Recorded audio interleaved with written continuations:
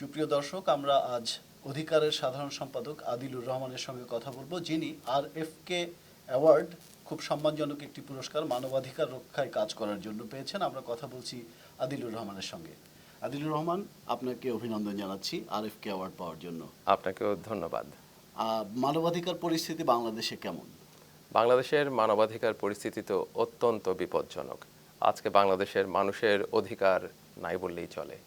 ৪৩ বছর ধরে একটি গণতান্ত্রিক রাষ্ট্র হিসাবে বাংলাদেশকে গড়ে তোলার জন্য সাম্য, মানবিক মর্যাদা এবং সামাজিক ন্যায় বিচারের ভিত্তিতে যে রাষ্ট্র গড়ে ওঠার কথা, সেই সংগ্রাম তো এখনও চলছে। একদিকে যেমন ব্যাপকভাবে কাস্টোডিয়াল টর্চার চলছে, বিচার বহির্ভূত হত্যাকাণ্ড চলছে এবং ব্যাপকভাবে গুমের ঘটনা ঘটছে।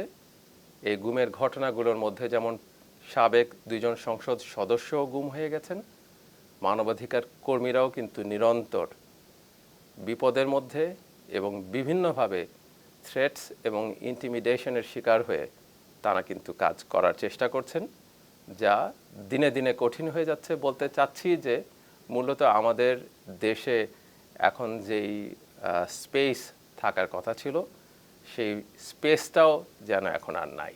সিভিল পলিটিক্যাল রাইটস নিয়ে ক্যাম্পেইনের জায়গায় ব্যাপকভাবে মানবাধিকার কর্মীদের সংগঠিত করা বা ভিকটিম ফ্যামিলিগুলোর পাশে দাঁড়ানোর ক্ষেত্রে কিন্তু অল্প কয়েকটা সংগঠনই মূলত কাজ করে। এবং সেই ক্ষেত্রে কাজ করতে যে অধিকার ভিকটিম হয়েছে, অধিকারের সমস্ত কার্যক্রম বন্ধ করে দেওয়ার চেষ্টা করা হয়েছে। অধিকারের যেই ফান্ড যা এনজিও ব্যুরোর মাধ্যমে ক্লিয়ার্ড হয়, যেটা প্রধানমন্ত্রীর সচিবালয়ের অধীনস্থ, সেই সমস্ত ফান্ড বন্ধ করে দেওয়া হয়েছে। এখন অধিকারের কর্মীরা এপ্রিল মাস থেকে বেতন পর্যন্ত পাচ্ছে না। এমন একটা অবস্থায় মানবাধিকারের কাজ করা তো অত্যন্ত কঠিন। আর অত্যন্ত কঠিন হওয়ার কারণে আমরা মনে করি বাংলাদেশের মানবাধিকার কর্মীরা আজকে পারসিকিউটেড হিউম্যান রাইটস ডিফেন্ডার হিসাবে তাদের একটা অবস্থানে দাঁড়িয়েছেন। মানবাধিকার রক্ষার জন্য যারাই ভিকটিম হবে তাদের পাশে আমরা দাঁড়াবো। 5 এবং 6 মে মতিঝিল শাপলা চত্বরকে কেন্দ্র করে এবং এর পরবর্তীতে ঢাকার আশেপাশে যে ঘটনাগুলো ঘটে এবং সেখানে নিরাপত্তা বাহিনীর যে আক্রমণ এবং আক্রমণের শিকার যারা হন, তাদের উপরে আমরা ফ্যাক্ট ফাইন্ডিং করি এবং আমাদের তথ্য অনুসন্ধানের ভিত্তিতে আমরা 61 জনের তালিকা পাই। যে তালিকা যখন রাষ্ট্রের পক্ষ থেকে চাওয়া হয়, আমরা বলি যে একটা নিরপেক্ষ কমিশন যদি সুপ্রিম কোর্টের অবসরপ্রাপ্ত বিচারপতির নেতৃত্বে করা হয়, আমরা সেই কমিশনের কাছে আমাদের সমস্ত তথ্য উপাত্ত তুলে দিব। যেহেতু রাষ্ট্র এখানে পারপিট্রেটরের ভূমিকায় অবতীর্ণ হয়েছে, তাই রাষ্ট্রকে দেওয়ার ক্ষেত্রে ভিকটিম ফ্যামিলিগুলোর আশঙ্কা ছিল যে তারা আবারও হয়রানির শিকার হবে। তাই সেই ক্ষেত্রে আমরা ভিকটিম পরিবারগুলোর নিরাপত্তার স্বার্থে আমরা এই প্রস্তাব করেছিলাম, কিন্তু সেই প্রস্তাব রাষ্ট্র গ্রহণ করে নাই।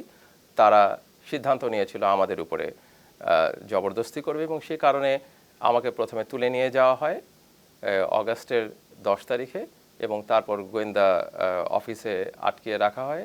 রিমান্ডেরও চেষ্টা করা হয়, যদিও হাইকোর্টে সেটা স্টে হয়ে যায় এবং তারপরে আমি 62 দিন কারাবন্দি থেকে এখন বেইলে বের হয়ে এসেছি।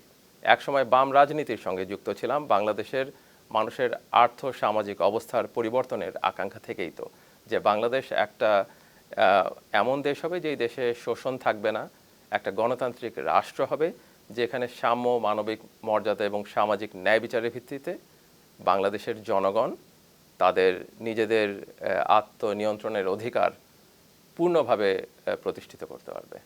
ধন্যবাদ আদিলুর রহমান আমাদের সঙ্গে ধন্যবাদ কথা আপনাকে বলার জন্য।